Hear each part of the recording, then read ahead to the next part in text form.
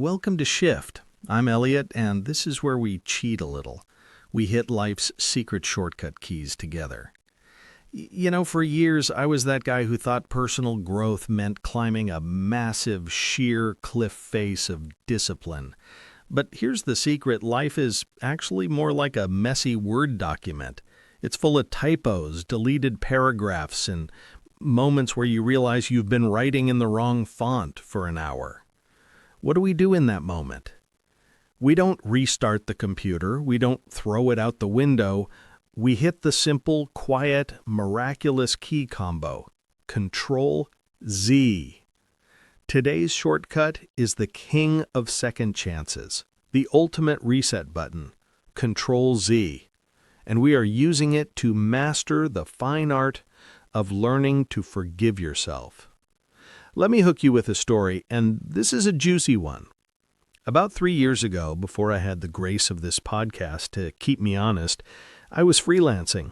I pitched a huge multi-$1,000 contract to a major tech company. I was so nervous about the meeting, I rehearsed every word. But I knew the real deal breaker was my pricing structure. So I sent the proposal, and immediately I realized I'd made a catastrophic error. I had accidentally copy-pasted the internal training rate for my junior writers instead of my actual higher consultant rate. It was about a $7,000 mistake. The email was already gone. They were reading it. I sat there staring at the ceiling, feeling my stomach turn into a cement mixer. I physically leaned forward and pressed Ctrl Z on my keyboard, fully knowing it would do nothing. But the panic was so intense, I was trying to override reality. That feeling, that desperate, stomach-lurching need to undo one single action, that's the emotional state we are tackling today. We can't fix that email, but we can fix the subsequent weeks of self-flagellation. We're going to build the internal mental Ctrl Z, the only shortcut that matters when you realize you are beating yourself up for a past mistake that you literally cannot change. On your computer, hitting Ctrl Z is designed to reverse the last action. But think about what that implies. It doesn't just fix things. It gives the programmer, the writer, the designer permission to be imperfect. It's an acknowledgement baked right into the operating system. You will make mistakes. If you didn't have Ctrl Z, every single action, every keystroke, every brushstroke would be terrifying. You'd spend all your time not moving, paralyzed by the fear of irreversible error.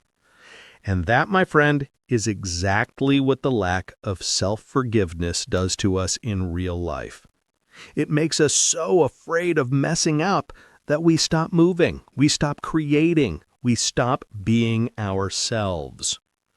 The shortcut isn't just about going back, it's about making safe movement forward possible. And this brings us to the life metaphor.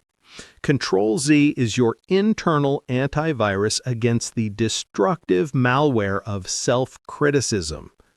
It's the process of looking at a mistake, nodding, and saying, "That happened. The work is now reverting to the last stable saved point. And that point is, my self-worth is intact."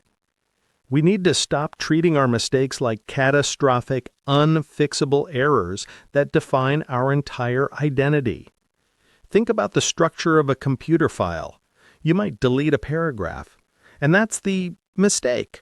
But the rest of the file, the other 99% of your life's work, your character, your love, your effort, is still there.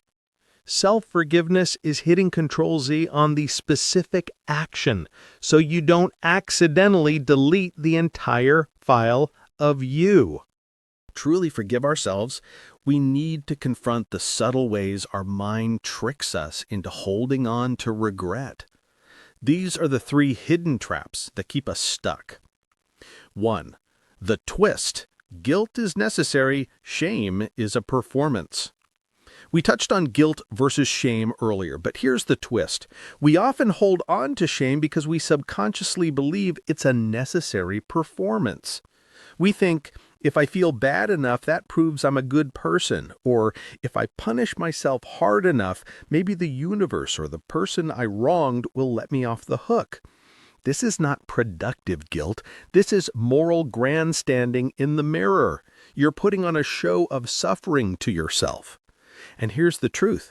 Your suffering doesn't fix the mistake. It fixes nothing. It only makes you less able to go out and make amends or perform better next time. When I realized I underquoted that massive contract, I spent 3 days agonizing. I told my wife I was an idiot, that I'd blown the opportunity, that I didn't deserve the client. But the moment I stopped performing that shame and moved into productive guilt, I called the client, owned the mistake, and explained it was a clerical error, presenting the correct rate with a sincere apology. I moved from I am bad, shame performance, to I did a bad calculation, guilt and corrective action. The trick to using Ctrl Z here is simple. Once you have learned the lesson and taken the corrective step, the performance is over. Take a bow and exit the stage. Number 2. The psychology twist, the power of pre-forgiveness. This is where we introduce a concept that might blow your mind, pre-forgiveness. We usually think of self-forgiveness as something that happens after the fact, but what if the most successful people are those who forgive themselves in advance? This is the psychological equivalent of constantly hitting Ctrl S, save, on your optimism. A fantastic analogy. A painter who's about to start a new canvas doesn't look at it and think, I must not make a single error. They grab the brush, trusting that if they mess up, they can paint over it, scrape it off, or even cut out the bad section. The trust in the fix is what allows the action to start. In life, pre-forgiveness means you look at a new challenge, starting a diet, asking for a raise, having a tough conversation, and you internally affirm, I know I might say the wrong thing, I might slip up, I might fail this week, but if I do, I will acknowledge it, learn, and try again, without calling myself a failure. This is not permission to be reckless, it's permission to be human.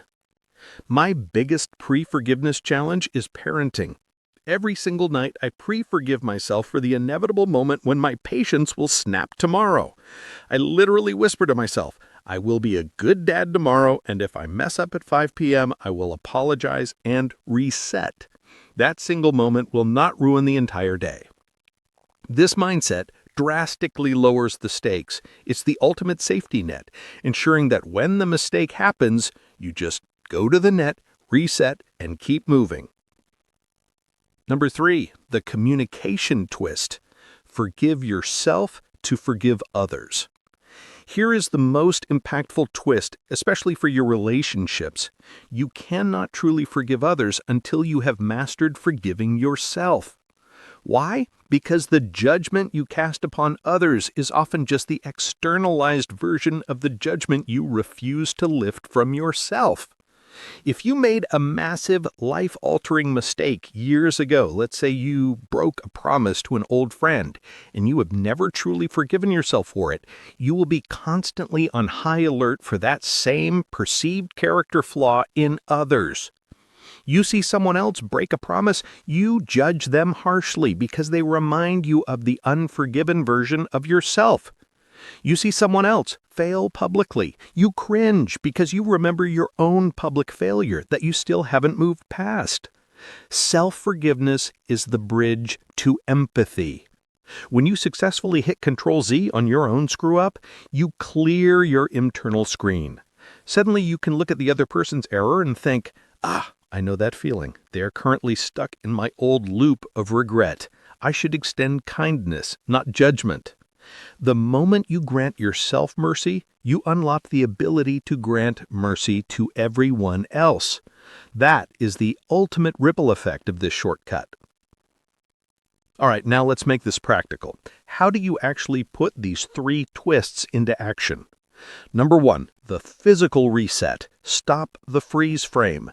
When you mess up and you feel that shame start, that feeling of the blood draining, the stomach knotting, you have to break the freeze frame. Don't let your brain loop the scene. Physically move. Get up, walk to the kitchen, get a glass of water, or step outside for 30 seconds. This is your body's literal Ctrl Z. It interrupts the emotional spike and allows the frontal cortex, the rational part, to kick back in. Number 2, the revert question. When you hear that toxic voice of shame, don't argue with it. Just ask it one simple question. What is the productive next step? Not, why did I do that? Or, what's wrong with me? But, what is the productive next step? This simple question forces your brain to revert its focus from the uneditable past to the editable future. If the mistake was skipping a workout, the productive next step is put on your shoes for a 10-minute walk right now. Number 3, the forgiveness statement, the final save. Don't let forgiveness be a vague, fuzzy concept. Make it concrete. Write or type this exact phrase, finishing it as needed. I accept that mistake X happened, and I have learned lesson Y. My full worth is saved. I am moving on. This is the final Ctrl S, save after the Ctrl Z, undo. You are saving the new stable version of yourself. Your challenge this week is focused on that second twist, pre-forgiveness. I want you to identify one single thing you are currently avoiding because you're afraid of messing it up. Maybe it's sending that tough email, starting that exercise routine, or applying for that big job. Your task is to mentally press Ctrl Z in advance. Before you start the task, write down a single sentence. I give myself permission to fail this task the first time, provided I learn one thing and try again. Then go do it. Go into the task with the mental safety net already deployed. I guarantee the fear will drop and your performance will be sharper because you aren't paralyzed by perfectionism. You are free to move. Listen, it's hard work to stop hitting yourself with a metaphorical stick, but the beautiful truth about Ctrl Z is that it's always there. It's always active. It's waiting for you to use it. Your history is not your full identity. Your life is an ongoing document, and you have the power to edit the narrative today. If this episode gave you that little mental permission slip you needed, make sure to subscribe, leave a quick rating, and share it with that friend who needs to stop beating themselves up today. Next time on Shift, we're moving on to the shortcut for clarity. We'll be exploring Ctrl F, all about focus and filtering out the noise so you can find what really matters. Until then, keep it light, keep it real, and remember, sometimes all you need is a little shift.